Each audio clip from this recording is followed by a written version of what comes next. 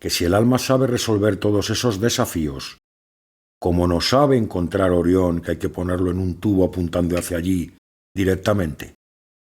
Y también, si en Orión hay otro tubo apuntando hacia la Tierra para volver, o la vuelta sí que la sabe hacer mejor. Lo digo porque como ya ha ido, es posible que se sepa el camino de vuelta y no necesite ese tubo. ¿Alguien se puede creer que se puede hacer un monumento con 2.300.000 piedras y no tener un triste elevador para levantar ni una sola? Jamás fuimos a por ningún mamut a mano. Hasta que no tuvimos útiles no se nos ocurrió. Además, ¿cómo se empuja una piedra con 100 tíos tirando con cuerdas?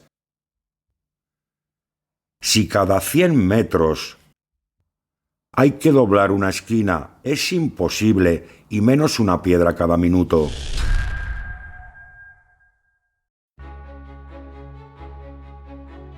Hola amigos, ya estamos aquí, año nuevo, vida nueva, objetivos nuevos, pero nuestros compromisos siguen siendo los mismos. Objetivos milenarios e inquebrantables, los cuales no nos dejan descansar en esa búsqueda de la verdad. Una verdad que a veces tiene que pegarse con la mentira, con el ocultismo y las sinrazones de otras teorías como las que hoy nos ocupan, y las cuales vamos a tratar de descifrar y comprobar entre todos su viabilidad o su fracaso.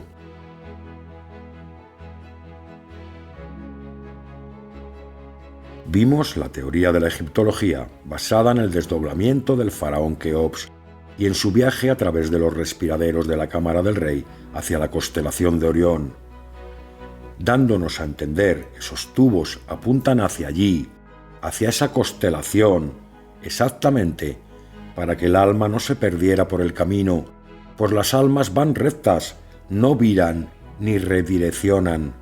Jamás tuercen y hay que ponerlas en un tubo hacia donde quieres que vayan, pues si no, no llegan y se pierden por el camino.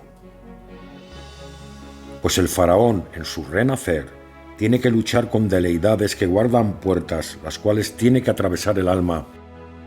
Tiene que recorrer todo el arco solar, enfrentándose a diversos desafíos.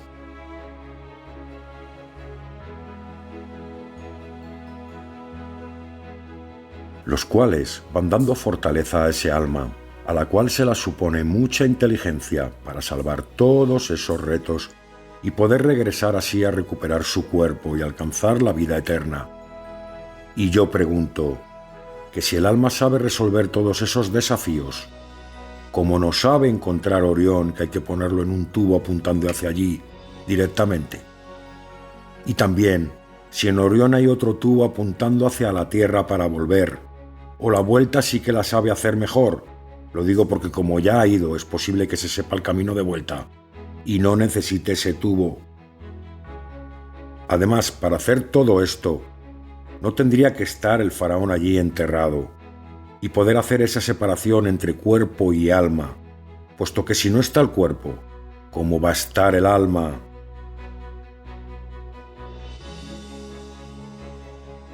¿Hay alguno que esto le cuadre? Sí, ya sé que estáis pensando en uno, pero digo otro, uno sensato y con los pies en el suelo. No, ese tampoco, solo tiene los pies en el suelo. Otro. Ya decía yo, sigamos.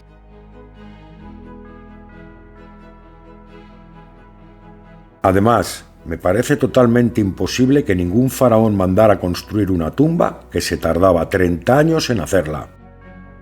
Puesto que si se muere accidentalmente a mitad de ese ciclo, ¿que le tienen 15 años esperando a darle sepultura? ¿Que le meten en una tumba provisional mientras? ¿Cómo encuentra ese alma ese cuerpo si le trasladan? ¿Cuál elegiría? No, si ya sé cuál elegíais vosotros. ¿O es que también le ponen tubos direccionales como los respiraderos para ir de una tumba a otra?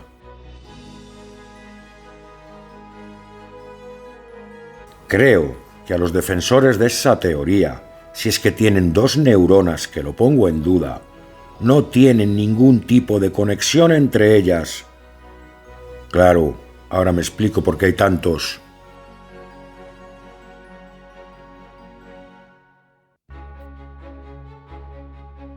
Pero eso ya es harina molida, es agua pasada y hay que buscarse nuevos retos y desafíos. Y este viaje le toca a un arquitecto francés de reconocido prestigio, Jean-Pierre Houdin, el cual sacó una teoría muy interesante sobre la construcción de la Gran Pirámide. Una teoría que, como bien sabéis, habla de ramplas internas desde la misma base hasta la picorota, por donde elevaron y subieron todas esas piedras.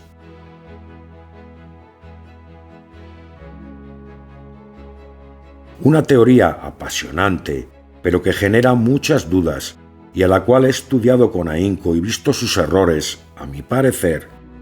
Y este estudio, con todas sus fallas, las cuales luego relataré, es el causante de mi búsqueda incansable del verdadero sistema de elevación de esas piedras o sillares de la Gran Pirámide. 2.300.000 bloques elevados en 25 años de construcción.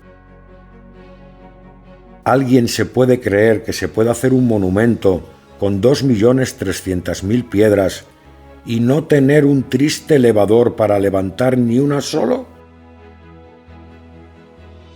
Es idénticamente igual que hacer una tortilla con 12 huevos y no tener ni una gallina que ponga huevos. ¿Cómo se os ocurriría hacer ese plato si no tenéis huevos? ¿O a alguno se le ocurriría ir a la luna sin tener cohetes para viajar? ¿O tan siquiera ir a México sin tener aviones ni barcos?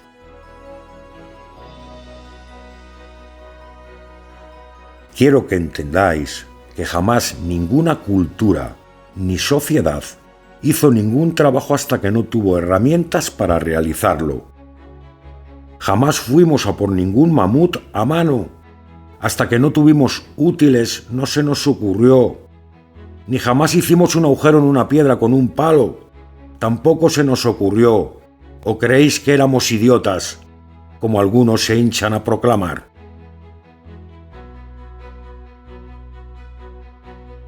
¿Qué hacíamos entonces los ingenieros si llevamos toda la vida aquí? Es el oficio más viejo del mundo.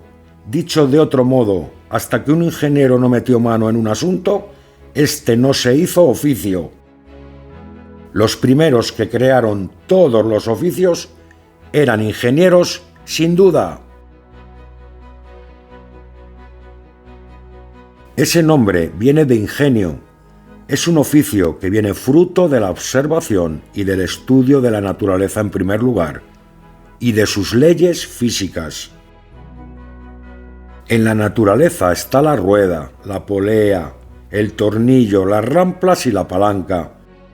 Mecanismos estos llamados primarios y de los cuales parten todos los demás, absolutamente todos.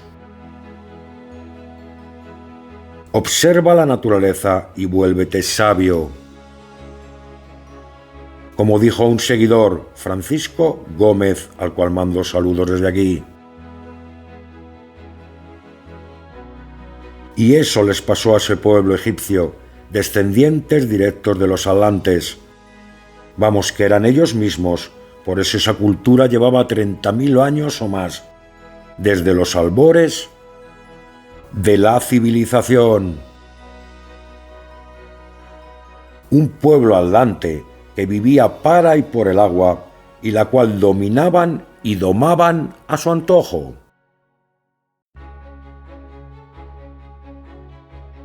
El agua era todo para ellos. Fue su vida y su muerte, pues acabaron bajo ella.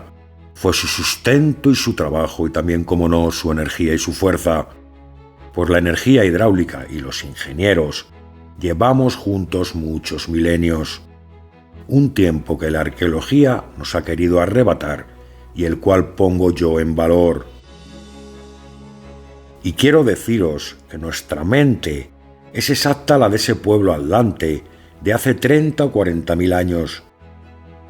La mente apenas ha evolucionado en todo este tiempo, sigue siendo la misma, con su lógica y su misma capacidad.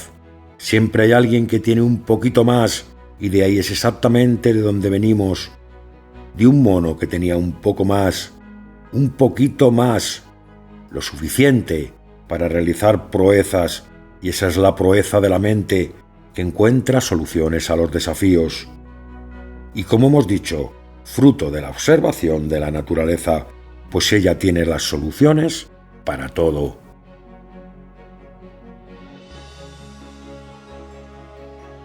Igual que hubo que observar a la naturaleza para aprender y descubrir la rueda. Sí, en la naturaleza, pues ¿qué hace un tronco cuando se cae por una colina? Rodar. ¿Y cómo es una colina? Como una rampla, mecanismo también primario como el anterior. Y con una triste rama al caerse, verían la ley de la palanca, y así sucesivamente hasta llegar al tornillo y la polea, que son los 5 mecanismos primarios. Pero para ver todo eso hay que observar y estudiarlo, como tuvo que hacer Newton para sacar sus leyes, o Darwin sus teorías, al igual que los ingenieros egipcios, los cuales desarrollaron toda esa tecnología del visionado de la naturaleza. De ahí salió esa tecnología hidráulica, del estudio de las leyes de la naturaleza por los ingenieros.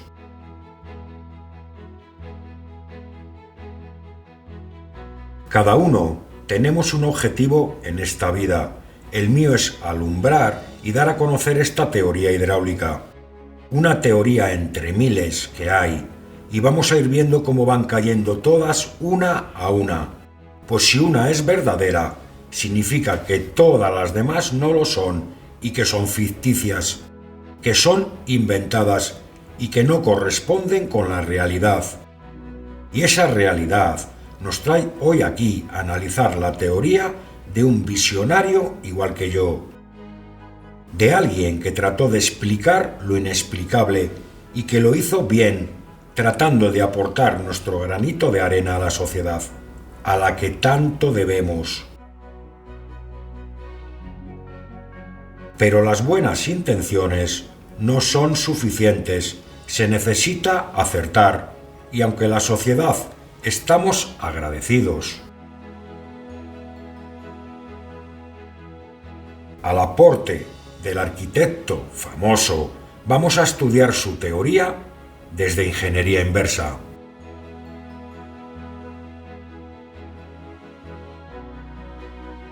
Él observó este estudio de bombardeo de la pirámide con ondas gravimétricas y sacó la conclusión de que había galerías desde abajo hasta arriba.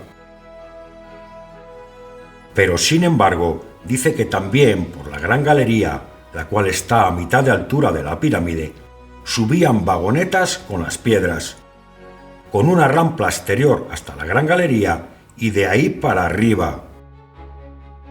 Entonces se contradice, pues por debajo de la gran galería no habría esos túneles, porque las piedras las elevaban, como él explica en su teoría, por esa rampa externa y luego por la gran galería.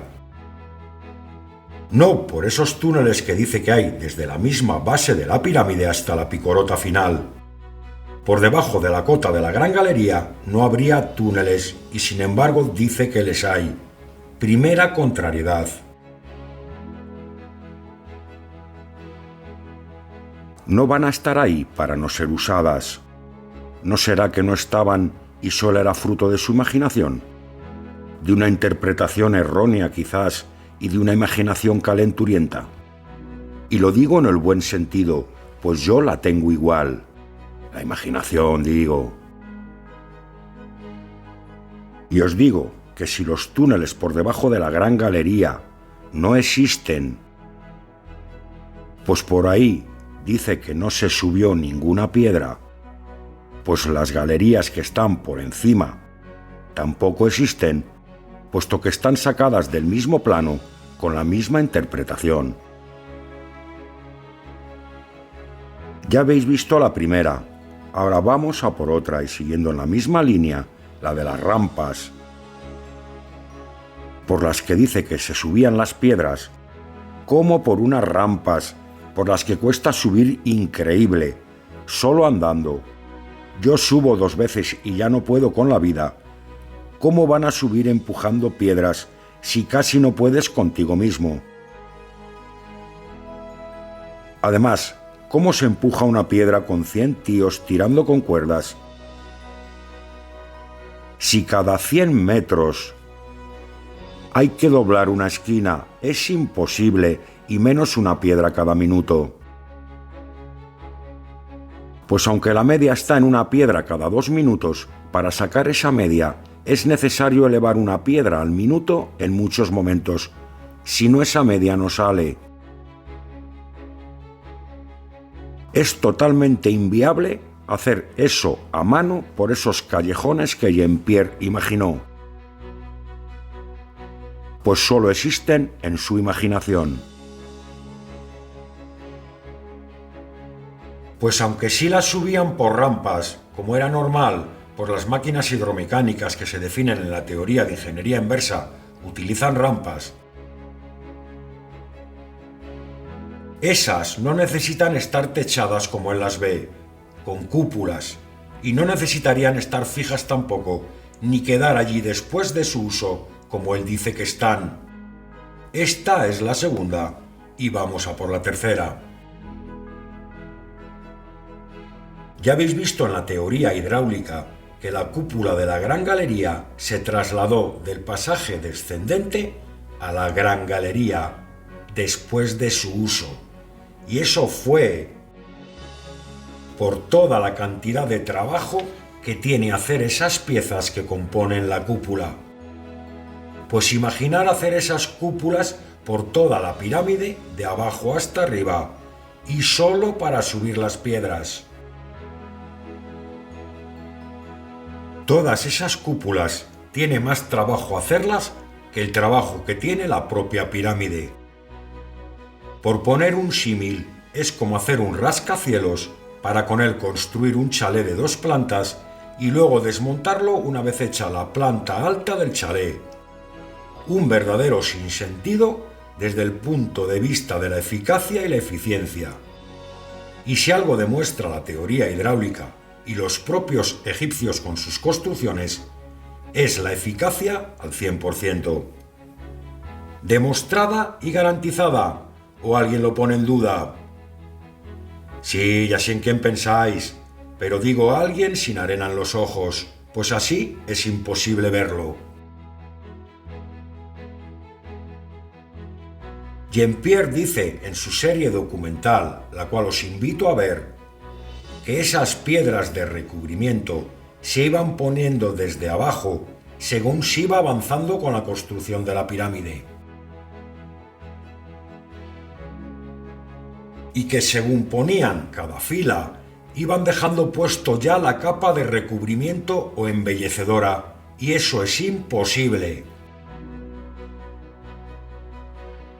Jamás se puede poner exactamente el recubrimiento a la vez que se va haciendo la pirámide en un edificio con paredes inclinadas como es ese, pues se necesita un punto de referencia para ir llevando la cara totalmente recta, un punto arriba donde morir todas las esquinas, una equivocación de medio milímetro que no es nada en cada hilada, supone más de 1 metro al llegar arriba a la picorota, 1 metro de error por cada esquina y no cuadraría nada en la punta, que es donde todo tiene que rematar exactamente.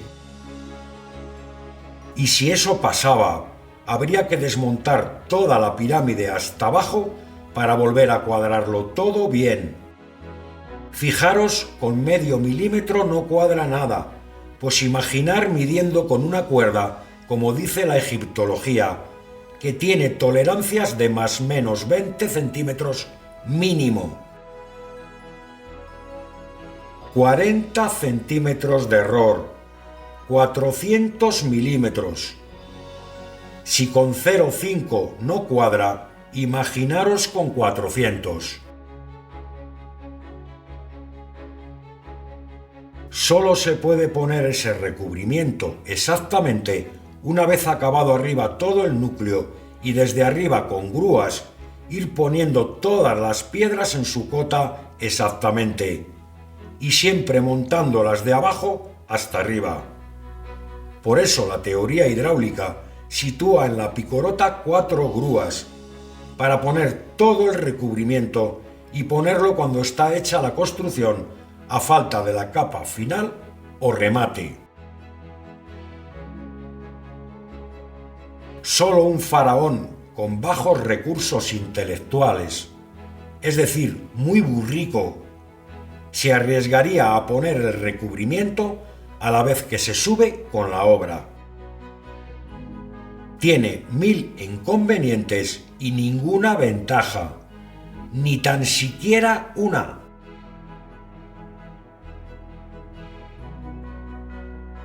Bueno, ya van 4, y ahora vamos a por la quinta inexactitud detectada. En una construcción con esa forma, una forma propicia para la caída de las piedras en su montaje, y que de hecho caerían muchas como es normal, si está puesta la capa embellecedora, la destrozaría entera, pues no era de granito, era de caliza de la cantera de Tura, fácilmente quebrable, piedra blanca muy bella, pero fácilmente lastimable. No se puede poner la capa embellecedora o de acabado, como su nombre dice, hasta el acabado del núcleo. Por eso es la capa terminal o de acabado final. En su propio nombre va implícito cuando se coloca. Sí se podría hacer en edificaciones perpendiculares al suelo, pero jamás en la vida en una de ese tipo, con caras inclinadas, donde si se cae algo lo rompe todo al bajar rodando, por esa cara embellecedora o capa terminal. ¿Por qué creéis que se llama así? ¿Porque se pone al principio o al final? Capa terminal o embellecedora, ¿qué respuesta tan complicada? Para algunos está visto que sí. Los remates se ponen al final de la obra, y esa cara final era un remate. Mirad si era remate, que cuando ha temblado un poco se ha separado totalmente del núcleo y ha ido rodando para abajo. Justo toda la capa de remate, indicando que el núcleo y ella no estaban hechos a la vez, pues a la mínima se han separado uno de otro. Claro, porque no estaban juntos, si se hacen a la vez. Al caerse uno, llevaría cachos del otro, y como veis, solo se ha caído la piel.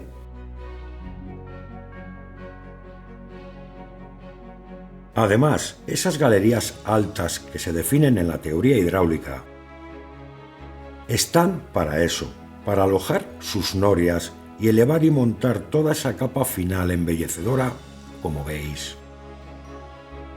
Esas galerías se ven plasmadas también con cámaras termográficas.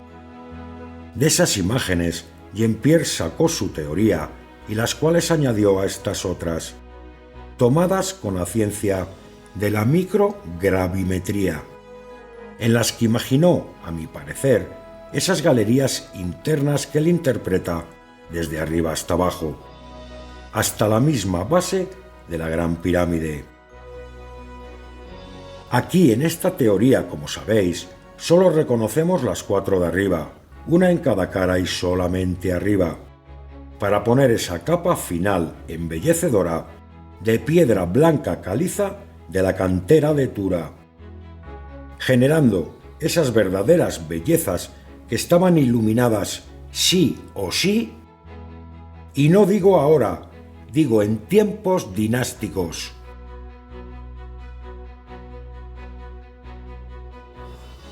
Y como sexta prueba y última, hemos dejado la mejor de todas.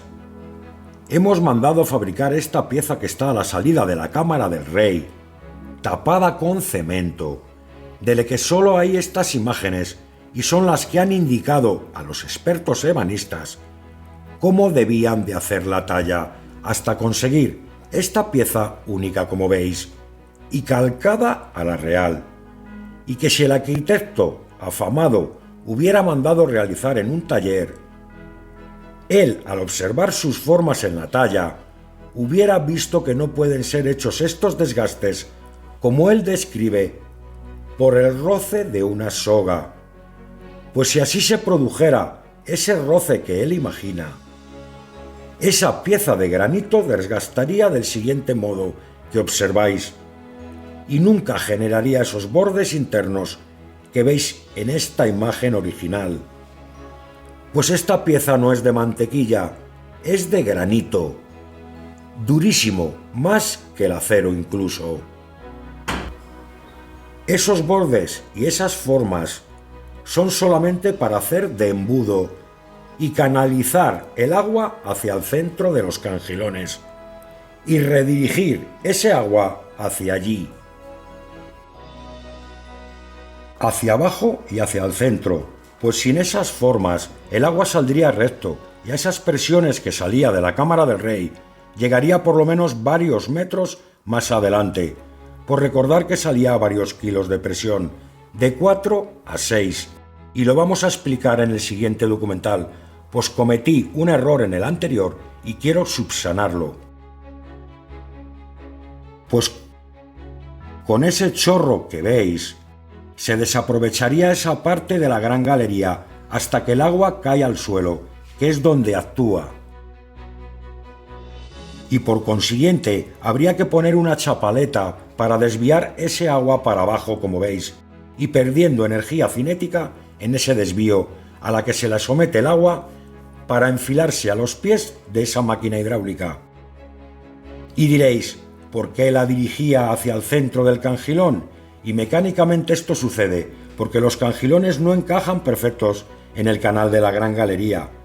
Tienen un hueco por donde sale el agua por los laterales, por donde se escapa el agua, y eso es totalmente necesario para la arrancada de esa mole, pues se van llenando los cangilones de agua sucesivamente, uno tras otro, hasta que hay tantos llenos que hacen que arranque esa noria. Pues solo con el agua del primer cangilón jamás arrancaría, y tienen que llenarse muchos hasta que esa bestia arranca y poco a poco coge revoluciones hasta bajar a la misma velocidad que baja el agua por el canal al abrir cancelas. Y ya calculamos que era de 35 metros por segundo. Y a esa velocidad ya no pasa nada, pues el agua que baja por esa franja lateral de los cangilones, al no ajustar en las paredes laterales, como hemos dicho antes, ese agua bajaría a la misma velocidad que los cangilones de esa bestia de elevación. Se igualarían la velocidad lineal de bajada del agua con la velocidad lineal de bajante de los cangilones, consiguiendo la noria esa misma velocidad tangencial, de 35 metros por segundo. Pues al fabricar esta pieza, Jean-Pierre hubiera visto que su teoría hacía agua, y nunca mejor dicho, pues esa pieza solo tiene esa forma de embudo para canalizar el agua hacia el centro de la gran galería y aprovechar al máximo la energía potencial que tienen todos los cuerpos al pasar de una situación elevada a una cota inferior, transformándose en energía cinética. Vaya ingenio que tenían y vaya ingenieros para quitarse el sombrero y su máximo exponencial este individuo de la realeza, pues solo ellos tenían esos conocimientos, solo la realeza y familia. Y no, como dice la arqueología, que lo que pone en las paredes es lo único que vale, y que si no lo reflejaron en sus paredes es porque no existió. Pues las paredes eran de dominio público y el conocimiento era privado. No lo ponían de manera clara en las fachadas, pero lo daban a entender. Y ya veis la interpretación de esta imagen, donde se ve reflejada la energía hidráulica. Como veis, además también se ve aquí representada. en esta imagen tan bella y representativa del ciclo natural y de todos los ciclos de la vida emulados con la energía hidráulica. Y en ese ciclo el agua recorre en su tránsito constante por todos esos mecanismos y puertas, como el alma del faraón en su transcurrir en ese ciclo solar y buscando su renacer, fortaleciéndose con cada desafío encontrado y luchando con veleidades. Ya lo veis, como el maestro Jean-Pierre Houdin, aquí el agua le llega hasta el cuello y le hace naufragar en un mar de teorías sobre la construcción de la única maravilla del mundo que todavía queda en pie, y así por muchas decenas de milenios más. Ya habéis visto la viabilidad de esta teoría, que carece de lógica y que a favor de los egipcios diré que jamás nadie construiría una edificación con 2.300.000 piedras sin tener grúas para elevar una sola piedra tan siquiera. Esto solo se le podría ocurrir a una persona o a una sociedad con bajos o nulos recursos intelectuales, justo todo lo contrario de lo que ellos tenían.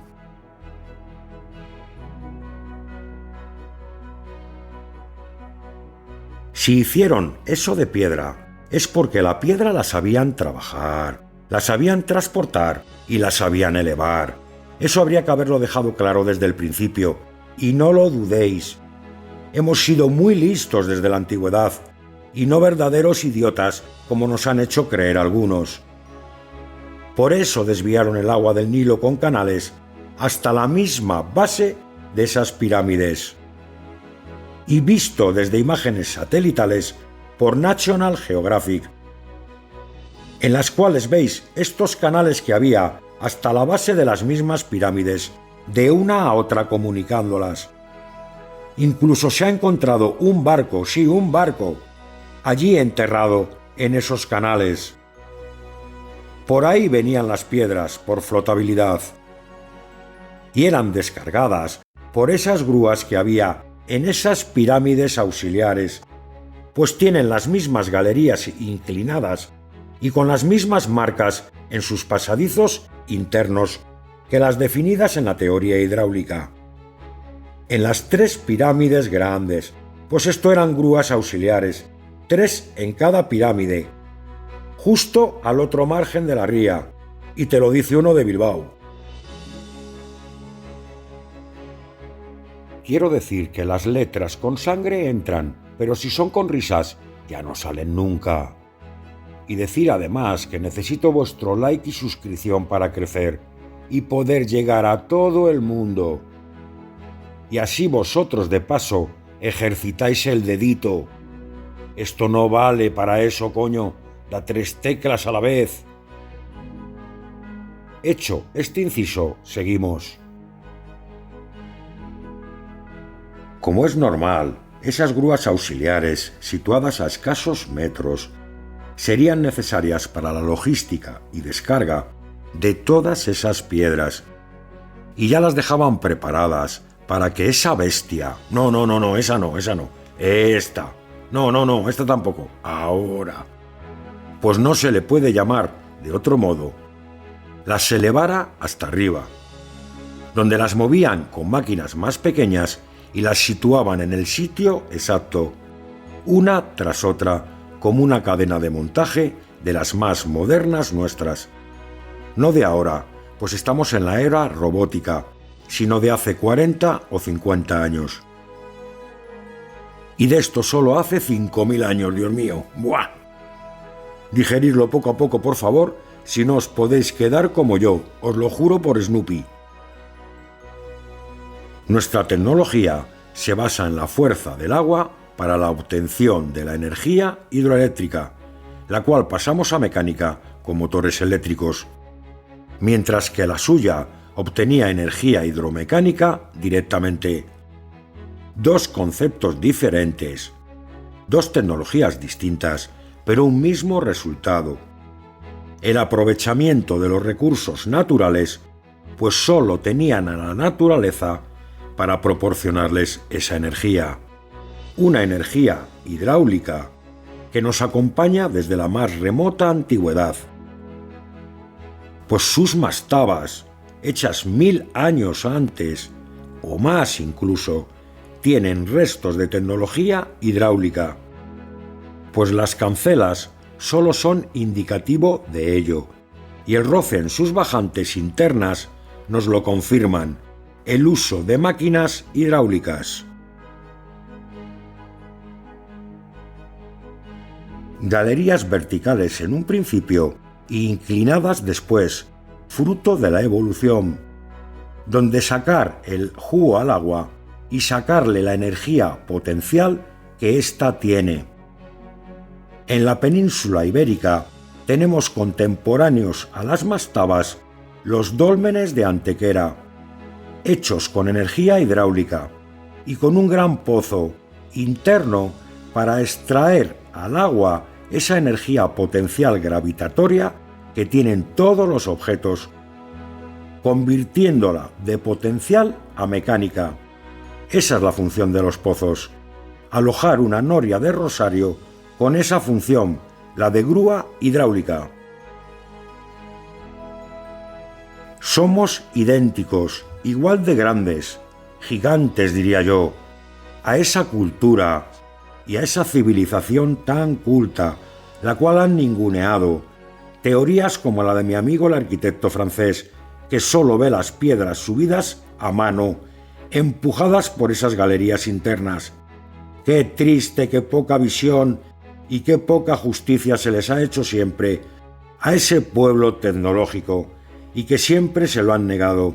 Teorías poco posibles, poco coherentes y muy difundidas. Mala mezcla y mala teoría, Jean-Pierre. Tu teoría naufraga, a mi modesto entender, aunque vayan por adelantados mis respetos totales hacia ti y hacia todos tus seguidores. Solo he dado mi punto de vista, una opinión que puede estar equivocada y que la gente la tenéis que coger con escepticismo y no creerla una u otra porque lo dice uno u otro, sino porque lo habéis recapacitado y estudiado lo suficiente para que no se engañe nadie, ni yo ni nadie, y eso en todas las facetas de la vida.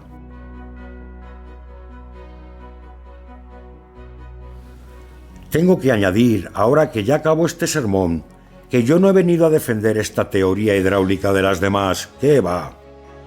He venido a defender a esa tecnología y a sus mentes pensantes egipcias, con su máximo exponencial en Imhotep, una verdadera bestia, esta sí, llena de conocimientos que puso en práctica en esas pirámides y que nunca se le reconoció.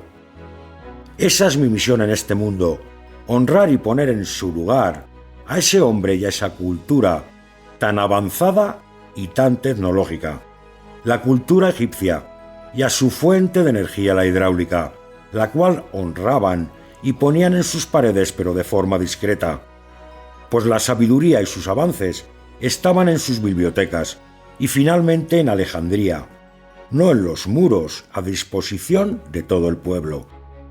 La sabiduría era una fuente de poder. Lo fue en el pasado, lo es hoy en día y lo será siempre. Por eso las élites o el establishment nos lo han ocultado siempre, las cosas de verdad, y se las han guardado para ellas. Esa actitud viene desde los egipcios y a través de la masonería ha llegado a nuestros días. Ellos ya tenían bibliotecas en tiempos del faraón Keops y se formaban en sus universidades, llamadas la Casa de la Vida, y solo para la alta realeza. Nosotros, hasta el siglo III a.C., no tuvimos ningún tipo de recopilación de toda la sabiduría, pues no la teníamos. Nuestros sabios tuvieron que ir a formarse a Egipto. Arquímedes, Platón, Pitágoras, Euclides, Sócrates, Heródoto y muchos más. En materia intelectual, jugaban en otra liga muy superior. Y fueron los precursores en perseguir a la cultura fuera de sus instituciones, copiado luego por nuestra sociedad. Ya lo habéis visto, la sabiduría es poder, siempre lo fue en la antigüedad y hoy es igual. Por eso nos han ocultado la realidad. Llegamos al final, amigos. Espero haberos ayudado en la comprensión de todo este arsenal de ideas desde el punto de vista de la energía hidráulica, esto digo, de la ingeniería inversa, que estaría yo pensando. Ahora sí, en el próximo documental vamos a estudiar a fondo esta piedra con detenimiento y vamos a ver cosas sorprendentes. En este documental, sus inventos más populares y en este otro, de dónde vinieron sus ideas.